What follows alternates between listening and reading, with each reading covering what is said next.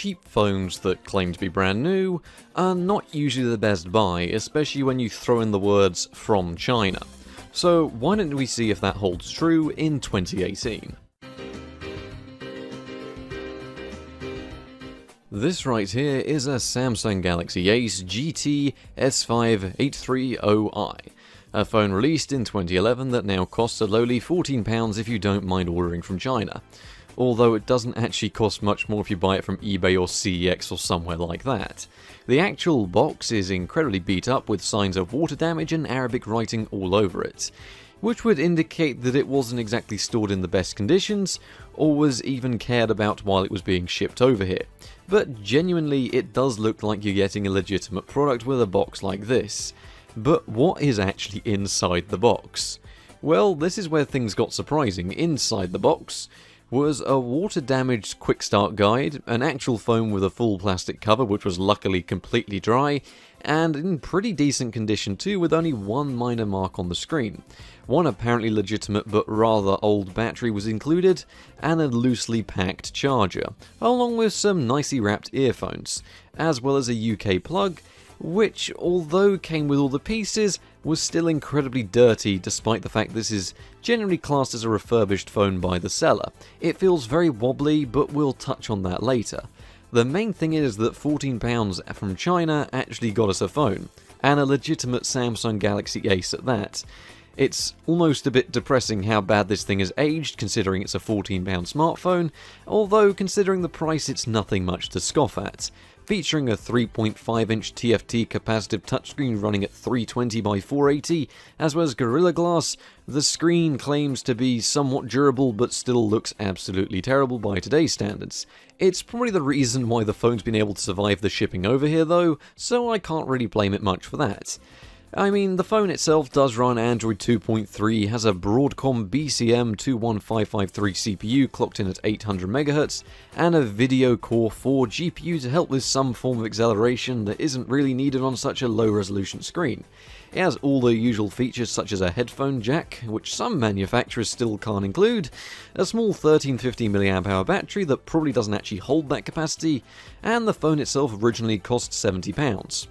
Not that it costs that anymore as we've just seen, but why don't we take this phone inside and see what it actually does. So after giving the phone a bit of a charge, we found our first issue, which is the charger was incredibly worn and was the worst thing included in the box. The state of it was awful, it just didn't like fitting in any of the plug sockets around my house and required some real force to actually get it to work, purely because of the weird way that the top of the socket is worn out and how UK plugs work. It was also left surprisingly dirty for a refurbished product.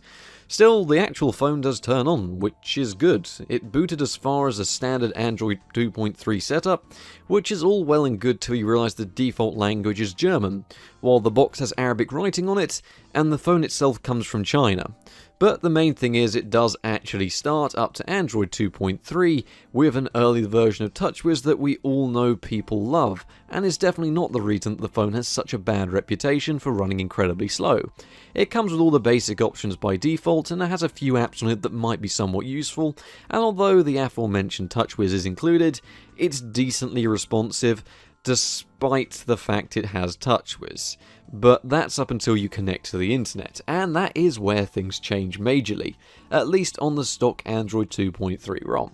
See, YouTube won't work by default, but basic web browsing was actually doable, although finding sites that actually support such an old default browser is a bit of a pain in the arse, and many sites just don't like such a low resolution and don't format themselves correctly.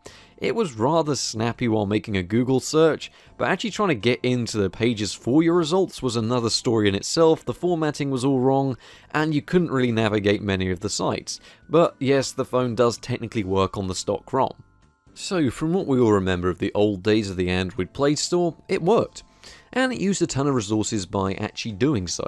It updated as soon as you opened it, and there isn't exactly much support for this phone because of two reasons actually. Reason 1, the phone is incredibly underpowered.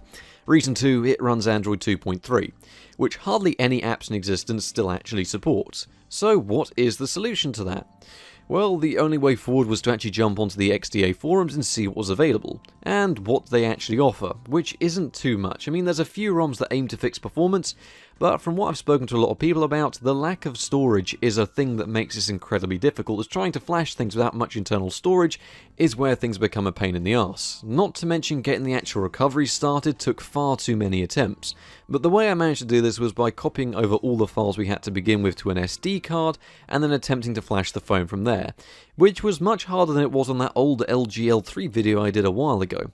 By flashing Clockwork Recovery Project to run as an update, we were able to get a custom recovery working and were able to wipe all forms of data off of the phone so that we could begin to flash something that might actually make this phone worth £14. In the end, I decided on modified Cyanogen Mod 11 with the lowest end form of gaps possible, as Google services tend to eat through everything this phone has none of resource-wise.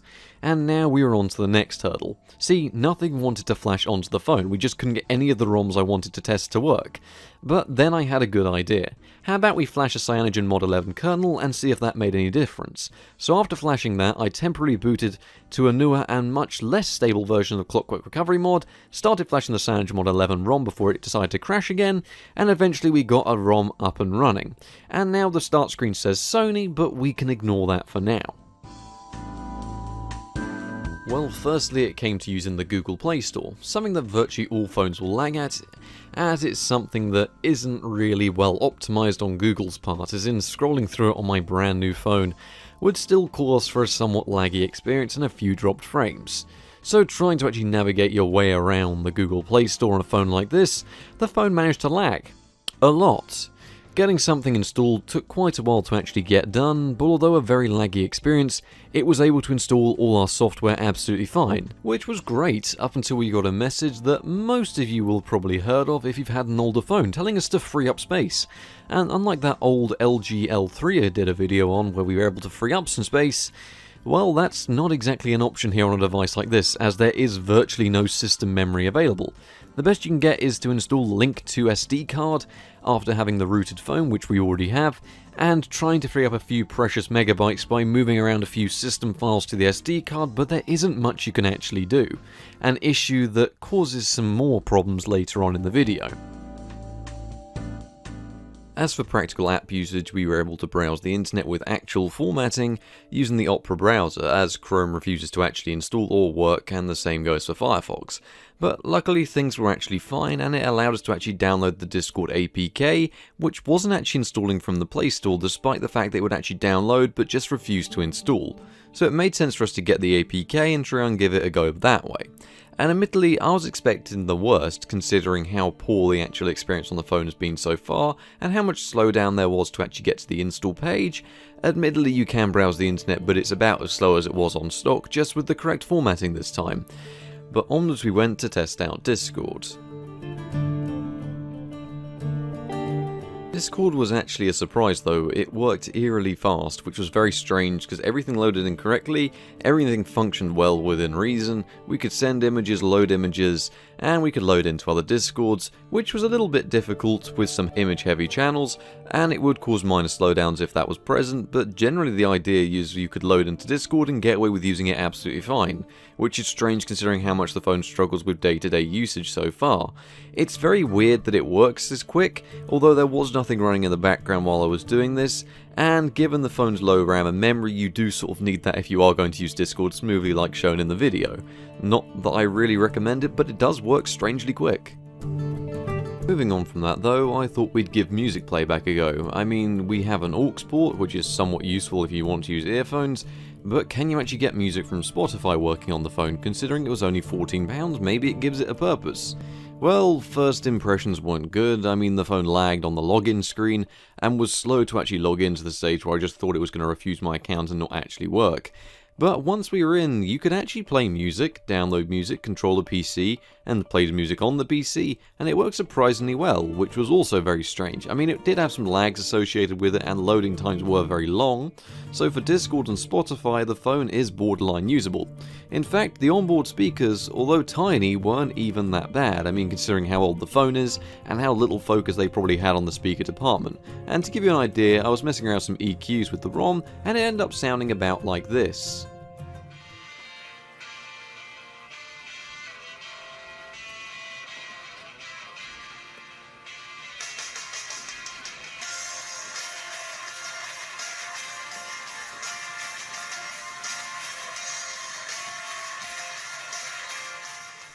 but that's definitely about as exciting as it gets with app usage on the phone.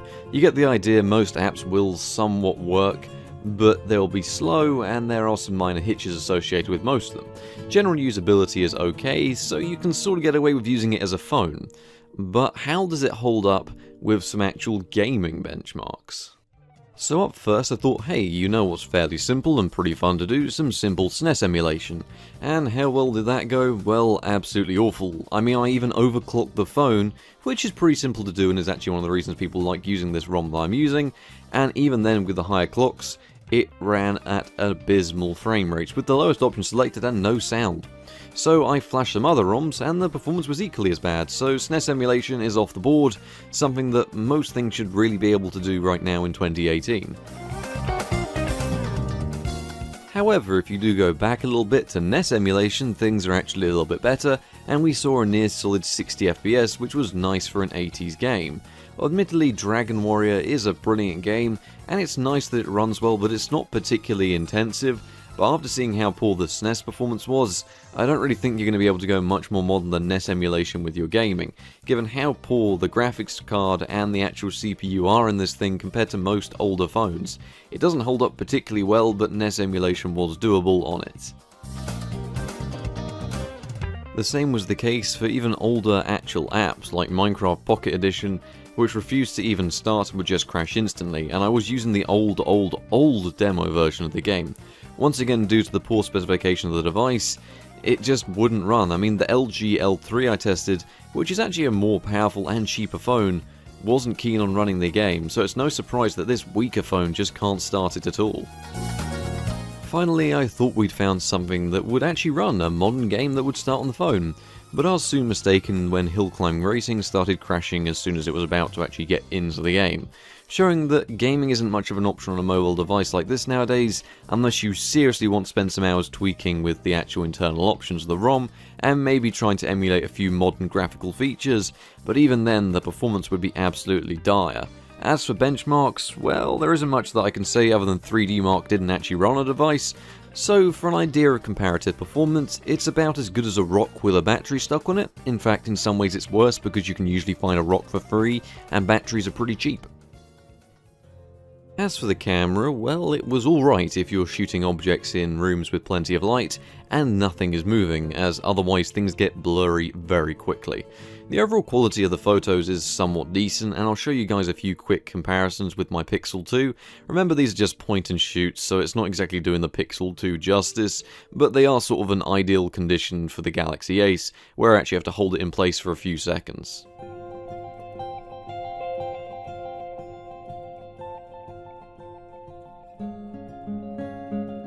And finally we had filming, which the phone does support in the actual specifications, but it just won't work for me. The camera apps will all just crash, even when I tried with the stock ROM initially. So I thought maybe using a modded ROM might fix this, but generally it didn't, so that's about as good as it gets with this phone. I tried flashing 3 more ROMs just to test the performance out and see if it got any better, and no, it didn't. And the fact is, the recovery now jumps to 1 of 3 random recoveries whenever you start it, which is something very unique and not something I'm very used to on a phone like this. And it has definitely been a weird phone to use. So in conclusion, the £14 Samsung from China. Any final thoughts? Well, in the world of 2018, it's absolutely abysmal. You can't save a phone like this with ROMs, it's just not powerful enough. The battery, well, it lasts for an hour at best. Sure, it's cheap to buy another one, but do you really want to? It's not a good buy, personally.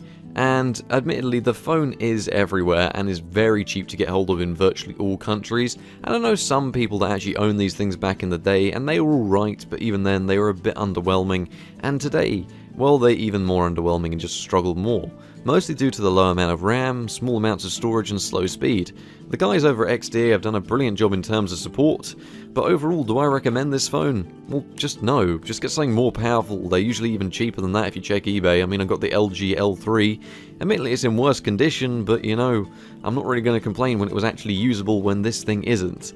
Sure, it's nice that you can spend £14 on a phone and get something legitimate, and I suppose that's sort of a redeeming factor that you do get something you can tinker around with, and it might be a nice phone to learn how to flash ROMs onto, but even then it's a bit weird and it can have a few mishaps purely due to the weird internal storage. So thank you very much for watching, and I hope you've enjoyed this video. Good night. So overall, £14 from China. I've checked them out and they're decent, so don't forget, if you like this type of content, you can always tell me you want to see more of it, because I don't mind checking out more cheap phones. Plenty more videos on the way, I'm just waiting on a few more PC parts to arrive, and I'll catch you guys in those videos.